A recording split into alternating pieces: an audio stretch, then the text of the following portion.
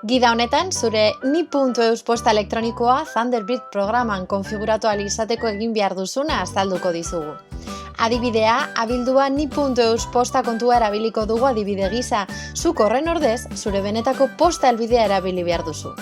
Gida honek, doako, premium eta erraldoia zerbitzuetarako balio du. Bat, Thunderbird ireki eta posta kontuen konfigurazioa sartu. Thunderbird irekita duzula, menuko tresnak atalean sakatu eta kontu ezarpenak izeneko aukera hautatu. 2.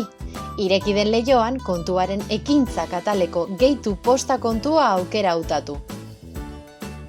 3. Kontuaren datuak idatzi. Zure izena posta kontuaren helbidea eta pasahitza idatzi beharko dituzu.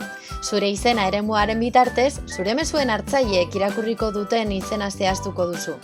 Helbide elektronikoan zure ni.eus posta helbidea jarri.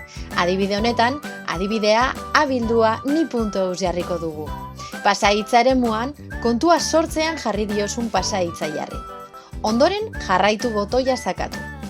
Thunderbirdek automatikoki antzemango ditu helbide elektronikoa konfiguratzeko behar dituen gainerako datu guztiak. Beraz, eginda botoia sakatzearekin nahikoa izango da. 4. Listo, badago, zure posta kontu berria Thunderbirden agertuko dela ikusiko duzu eta Thunderbird erabilita mezuak bidali ahalko dituzu zure ni.eus kontuarekin.